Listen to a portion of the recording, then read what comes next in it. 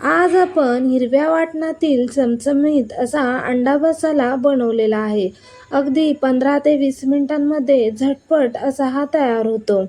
तुम्ही हा अंडा मसाला कशासोबत देखील चपाती, भाकरी कशासोबत देखील खाऊ शकता. इथे सुरुवातीला मी 4 कच्ची अंडी घेतलेली आहेत.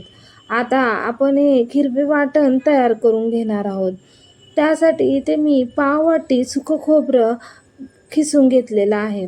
5-6 लसणाच्या पाकळ्या, 1 इंच आल्याचा तुकडा आणि थोडीशी इथे मी कोथिंबीर घेतलेली आहे.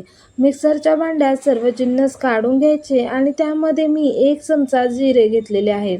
थोडंसं पाणी टाकून छान असं इथे आपण वाटण तयार करून घेतलेलं आहे. इथे गॅसवर एका कढईमध्ये मी 2 पळ्या तेल घेतलं.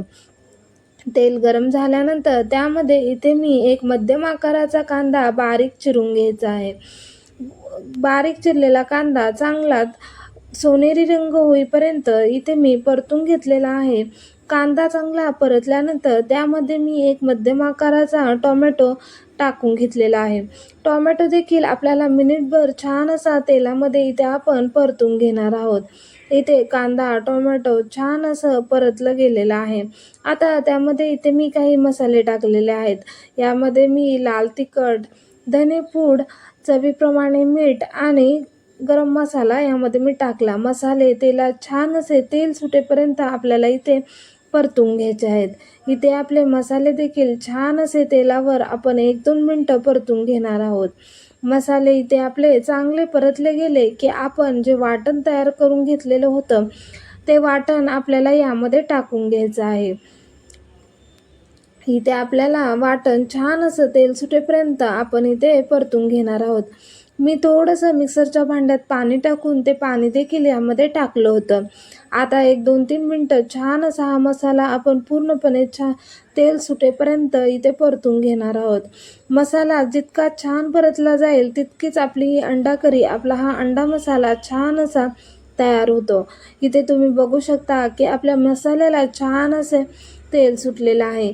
आता यामध्ये गरजेप्रमाणे आपण पाणी ओतून घेणार आहोत. ज्याप्रमाणे आपल्याला दाटसर हवा असेल त्याप्रमाणे आपण इथं रस्सा बनवायचा आहे. आता या रश्श्याला छान अशी उकळी येऊन द्यायची. उकळी आली की यामध्ये आपण जी अंडी घेतली होती ती अंडी एक-एक फोडून थोड्या-थोड्या अंतरावर आपण फोडून घेणार आहोत. तुम्हाला या पद्धतीने जर जमत नसेल तर तुम्ही एखाद्या वाटीत जरी फोडून घेतली आणि नंतर या रश्श्यामध्ये जर सोडली तरी देखील चालतील. आता यामध्ये मी सर्व अंडी टाकून घेतलेली आहेत. आता यावर झाकण ठेवायचं आणि 5 मिनटं आपण झाकण ठेवूनच छान अशी अंडी शिजून देणार आहोत. इथे 5 मिनिटांनंतर तुम्ही बघू शकता की आपली छान अशी अंडी शिजलेली आहेत. तरी देखील अगदी छान आलेली आहे. आता आपण अंडी आधी अजिबात हलवली नव्हती. आता या स्टेजला आपण अंडी हलवून घेणार आहोत. इथे बघू शकता की आपले छान असा आपला अंडा मसाला, अंडा करी तयार झालेली आहे. तुम्हाला जर हा व्हिडिओ आवडला असेल, व्हिडिओला लाईक करा आणि चॅनेलला सबस्क्राईब करा. धन्यवाद.